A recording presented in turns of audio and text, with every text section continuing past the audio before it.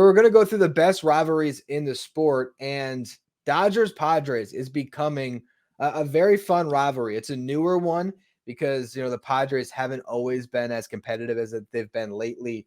And the Dodgers, you would say Dodgers Giants, probably historically a better rivalry in that division, but now it sort of has been Dodgers Padres. So we'll start there. How do you like that as the best rivalry in the sport right now? I think it is. I think it has to be number one, and a lot of that happened, and a lot of that transpired where the focus shifted to the West Coast even before Otani, even before these most recent moves. I think the juice that San Diego brought in, so many exciting players, and really making that like a marquee event. No love lost between the two Southern California teams, between LA and San Diego. They're incredibly close, about 2 hours apart. So there's a lot of history between those two teams, with the Padres really being the younger brother that gets beaten up almost every single season. So as soon as the Padres had some juice going, as soon as the fans had some juice going, it really made it, some must see television. And if you go back to, the 90s is what I think of the Yankees and Red Sox rivalry. Even in the early 2000s, they had some of the biggest stars. And I think that's where it all comes down to. Even in the 70s and 80s, the best rivalries were loaded with the best players on the teams that faced each other the most frequently. And so, there's a good dispersal of star players right now all around MLB. But if you're talking about star power, less so for the Padres these days, but in the last couple of years, it's really been Dodgers Padres. Yeah, I think if any or casual baseball fan will always point to Yankees Red Sox, and that's the one that historically has sort of the biggest pull. But I don't know. For me personally, it feels like that rivalry hasn't meant as much lately, and that's Yes. partially due to what's going on with the Red Sox. But even the Yankees, it's been a while since they've been on top. So, what about that rivalry? Because you could still make the argument, and I think you'd almost have a winning argument to just say, well, it's of course the best rivalry in sports is Yankees Red Sox. It can't be anything else. It's kind of like Celtics Lakers, but it's one of those things where now we look at the Orioles and the Yankees for the AL East this year. That might be the rivalry to watch. It's definitely not Yankees Red Sox. And I think, right now, at least with those teams, it is a group of players that represent the Yankees and a group of players that represent the Red Sox. But in the 90s and 2000s, those players were dying for the laundry. I'm pinstriped through and through, and it's personal. It's Yankees versus Red Sox rather than your team versus my team. And you go back to Saturday night where Jerks and Profar, get pitched inside a little bit, and you got benches clearing. I think that's what elevates a rivalry. These bench clearing incidents happen all the time, and we saw it between Milwaukee and Baltimore. We're not going to really remember that in a while. But next season, even when they meet again later on this year, Padres, Dodgers, hey, our bench is going to clear again. Is there some juice? Some words going back and forth. Will Smith saying, hey, Jerks and Profar, look, we don't throw out irrelevant players. Like, shots fired. Like, that happened a lot between Yankees and Red Sox. And, I think sides just gotten very friendly against one another. And so there are still really good rivalries. But when you have that extra bit of heat between the players for whatever reason, and there's that back and forth, it definitely elevates one rivalry over another. And we're not really seeing that from Yankees Red Sox. I think Yankees Orioles might be where we really start to see that in the coming weeks, months, and seasons. You need playoff matchups to really heighten it. And the Dodgers Padres, that rivalry got better when the Padres bounced the Dodgers a couple years ago, because it was like, all right, now this Padres team that always been beaten up on, well, now they had that. So you look at some other ones that I threw in there. The one that jumped out to me was Rangers Astros as like one to keep an eye on. We saw them last year meet up in the playoffs, a fantastic series. They were down the stretch for the division too. And there's also that, right, where you see a team really celebrating grabbing that division title at the end, the way we saw the Astros, like, once again, we've done it. And then the Rangers came right back and got them in the playoffs. That's a rivalry that I think has some legs to it. But then I guess the question is right now, are the Astros okay? And that might impact throughout the season. If the Astros, if this dynasty has a shorter shelf life than we all thought, because the Rangers, I don't think, are going anywhere in the long term here. that's one way that one can get impacted. But overall, I think Rangers Astros is one that we definitely got to keep our eyes on. Postseason battle is definitely integral in keeping and spicing up these kind of rivalries. I mean, it seemed like the Mets in Atlanta were doing that right in the 2000s for a very long period of time. And you're right. I think Texas and Houston is that next one where people pay attention, right? The diehards are definitely going to be watching. Baseball fans, I should say, are going to be watching that. Might not have the star power as some of the other matchups, but definitely, as you said, like they're in the state, they're battling for the flag of Texas. And they're two teams that are still trying to stay relevant. They're competitive. Rosters are loaded, and you've got that injection of youth too. That's another piece that gets it going. Is Evan Carter and Wyatt Langford. Those guys, if bench is clear in one of their games, they're going to remember that from years to come and say, oh man, look, the Astros, they're like this, or I've dealt with this Astro team. I know that they behave in this certain way, and that just fuels the fire. So anytime that you get some of these younger players injected into a rivalry like that, it really just increases the likelihood of it happening for years to come. We just saw it at the beginning of this season with Rhys Hoskins and Jeff McNeil. Hoskins not even a Philly anymore, but that bad blood carried over. He's still a Philly at heart, and a kind of innocuous slide in second base becomes so much more because of that history. Speaking of the Phillies, we would be remiss if we did not mention Phillies Braves with the matchups they've had in the playoffs the last couple of years. An interesting note, though, I had with my other show, Locked On Mets. We did a crossover this past week with the host of Locked On Braves.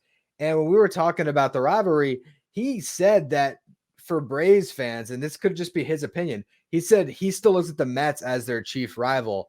I guess they hate the Mets more for whatever reason, but I would say with what's relevant right now, with those two teams and the likelihood that they'll meet again in the playoffs for a third straight year, Phillies Braves is another one. And we saw it when they matched up early this season. There was a lot of buzz in that ballpark. Yeah, and you told him that you thought it was Phillies and Atlanta was the better matchup? Yeah. I was asking him. I was more asking him, what the state of the Mets Braves rivalry was. How does he view the Mets now? And I was shocked by his answer. I thought, like, yeah, well, the Mets are kind of irrelevant now. Like, that's what I was expecting to get from him. That's what I was trying to get from him, kind of. And I got something completely different. So that answer surprised me. So But for again, that, Ryan, I have to say, attaboy, Ryan. I mean, come on, it's not even close. I mean, the Mets also, again, going back to the rosters, right? The component, like who has been on the Mets for the last couple years that was a part of their last real postseason contender, right?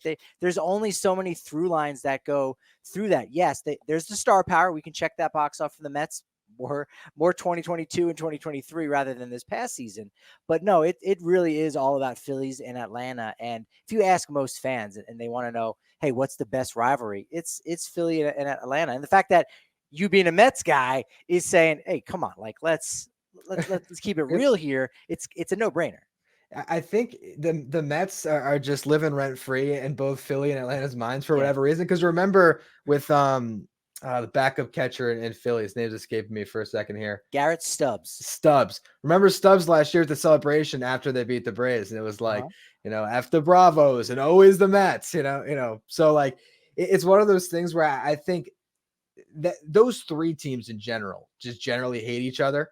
And you like to see that in these divisions. And that's the one thing I wouldn't like if they did add expansion and realign, is if they shake those things up where some of those rivalries went away, because those are the ones that you want to stick to. Like even like Yankees Blue Jays, it's not one that we're going to put on the top of our list, but those fan bases, like, they still hate each other, and they always are excited to watch those two teams square up. We'll talk about that later as well, because I think they're about to play starting this week. But yeah, I mean, like Yankees Blue, just another one, not the top of our list, but that's a rivalry. Yeah. Yeah. I mean, look, if the NFC East could keep the Cowboys and the Giants together, I think we can find a way to keep Atlanta and Philly and the Mets together. And also, too, by the way, what fan base do you think the Marlins fans dislike the most, or team they dislike the most? Also, probably Mets. If you ask the Nationals, also probably the Mets. So, I mean, you know what? The Mets are just the exception to every rule, really, when it comes to rational baseball thinking, right? I think so, but the funny thing is because I'm a Mets fan. I live in South Florida, so I know Marlins fans, and I'll tell you the fan or the team that the Marlins fans hate the most is the Marlins. They I can't. was just about to ask you. I was going to say, what team drives the Mets fans the craziest? Also, the Mets. Yeah. Yeah, exactly. But to answer your question on that part of it, the Braves. I hate the Braves more than the Phillies, but it depends on the season. You never know. Yeah. All right, so let's cut. We should mention some rivalries in the Central before we close it out because Cubs Cardinals is a long-standing rivalry, but the Brewers are right there with those teams so far in the Central the last couple of years. So again, when teams are good, they become more relevant in rivalry talk. Yeah, and you've got so many storylines between those clubs. Obviously, the previous offseason, Wilson Contreras, going from the Cubs to St. Louis, that keeps it going a little bit. Obviously, everything from the offseason with Craig Counsell going Yeah. from his hometown club down to the Chicago Cubs on the north side. So, I mean, there's still plenty of juice to go between all of those teams in the Central. And yeah, look, they're not as sexy as the coasts are.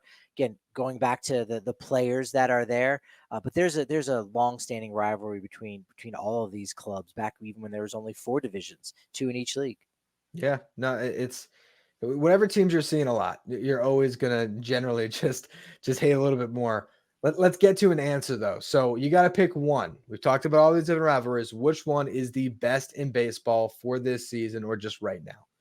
Right now is Dodgers, Padres, Joe Kelly wiping the tears from his eyes, calling Manny Machado a crybaby. He's now back with the Dodgers. Will Smith calling Jurickson Profar irrelevant. The star power between the Dodgers, a little bit less so with the Padres, but it's still there. It's still must-see TV. And so for my baseball buck, when the Padres and Dodgers lock horns, you have to be watching. I agree, but personally, I would take Phillies Braves, just because I think there's a chance that the Padres don't put it all together this year, and that rivalry may lose steam. I think we're going to be heading towards a collision course again.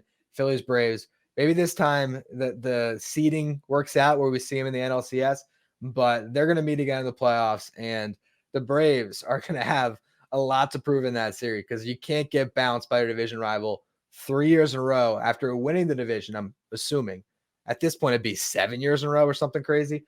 So we'll see how that settles itself once we get to October. And you don't think Chris Sale's going to come in lefty on Bryce Harper, bringing some of that high cheese? Like, that's electricity waiting to happen right there. That really is, yeah, especially if that ends up being, first inning, if Sale gets the game once. So which now all of a sudden with the Strider injury, Chris Sale very well could be the Braves ace come playoff time. So that's just, it'll be a great series to watch once we get to it. But we got a lot of season ahead of us before we do. There's some players that need to hear that. There's a lot of season left, guys. You can still come back